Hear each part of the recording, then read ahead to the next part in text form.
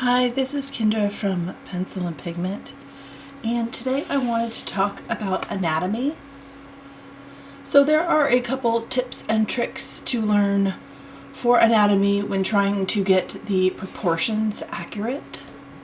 This is just sort of a foundation, just a real simple first step process.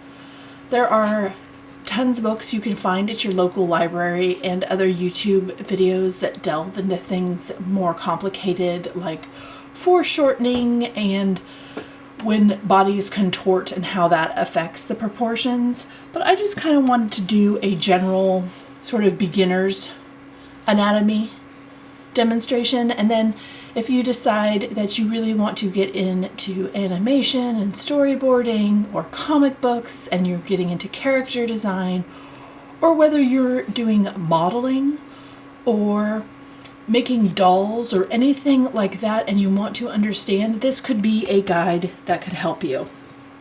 So I wanted to show you just the very basic, and I'm just going to show you the average of the average. So the average of the average, you would draw, this is the medial line. It splits your body in half.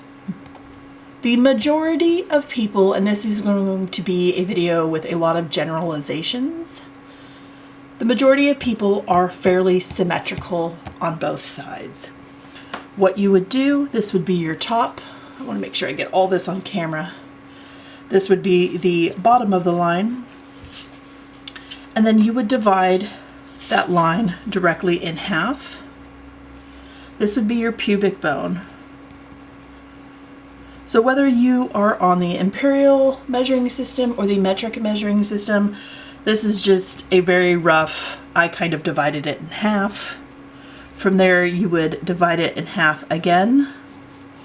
For a man, this would be the chest, where his nipples are. So I'm going to speak about everything in very adult terms. If this is not for you, please exit out of the video, and I hope you have a wonderful day. Now, this also gets divided in half, and from here you see it's 4 pieces, and let's do a different color. I'm just going to use my polychromos real quick so we have a little bit of delineation, and you will see that I cut my halves in half. 1, 2, 3, 4, 5, 6, 7, 8. 8. The average person, very average adult male, is 8 head lengths long. So 8 heads height. Now this is not the same for everyone. 1 to 8 is an average. Some people are a 1 to 6.5. This is more common for women, and I would say young adults. So if this is the bottom of the head, and this is sort of the pubic bone, and again, I'm not drawing any genitalia, that's not what this video is about. But you get the general idea when it comes to anatomy and making sure that you're drawing somebody proportional. So here you could divide this in half again, and this would be the neck. Here we have the top of the shoulder. You have rib cage that comes down. You don't need to know the names of all the bones. It definitely helps. This is just a foundation. The stronger foundation you have, the better your walls will stand when you go to put on a roof, so to speak. So this would be the humerus, arm bone, and at the elbow, it continues down. Again, this is the pubic bone line, the forearm, and then you would have the hand. Bone sits like so. Here is your sternum and your spine. Here we have the hip. The legs come out. The knees are right about here.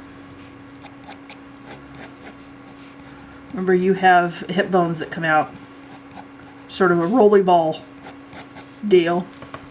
And then you get into the upper calf, and here would be your ankle and the top of the foot. So this is the proportion of an adult male. This is what he would look like.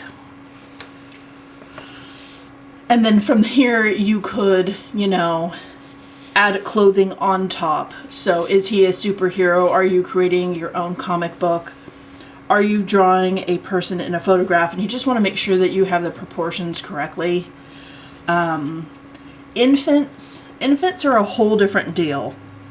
So with infants, it's a larger head, smaller body, and as the child gets older, it then turns into this.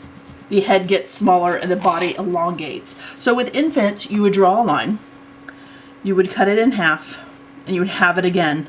So you have 4 separate pieces. 1, 2, 3, 4. The infant's head makes up 1/4 of the entire body. There is very teeny tiny neck. This would be the belly button. Here's the baby. Here is sort of the arm to the wrist to the hand. And I am drawing on a diaper. And we are going to say that this right here is sort of the upper leg to the knee to this line. And then from down here is the bottom half. And then you have their foot. So this is the proportion of an infant. As you can see, it's much different than an adult, where the head makes up 1/4 and here it makes up 1/8. So if you are doing a gift or something this holiday season and you want to make sure you're proportioning correctly, this is sort of how this would look with, you know, an infant. And babies have rolls, so they tend to be a little thick as well. So here is a printable I found online that might help sort of explain the elongation of growth from a child that's 4 to an adult that's about 8. This one is done in the imperial system, so this one is in inches. If you look up in your favorite search engine sort of anatomy proportions, you will get a whole bunch. What I want to implore with this is that you be as inclusive as possible and include all sizes, all shapes. So if you're just trying to get a basic generalization because you're working on landscape scenes and you're doing park settings and there's people playing, make sure you are as inclusive as possible, that you include all sizes, all shapes, and different abled bodies. So include people with disabilities as well. Have somebody in a wheelchair, have somebody elderly with a cane, include all walks of life. Everybody loves to see themselves represented and be seen in art. So for proportions and for anatomy, try to include everyone, if that is something that you're interested in following up and doing and creating into your art. Like I said, this is just a very basic, very simple anatomy. Books at your local library will show you this as well, but it definitely helps for mock-ups, for understanding bone, for medical students. This can go and be applied to all kinds of different things. I hope this helps. I hope you have a wonderful day, and I will talk to you tomorrow. Bye.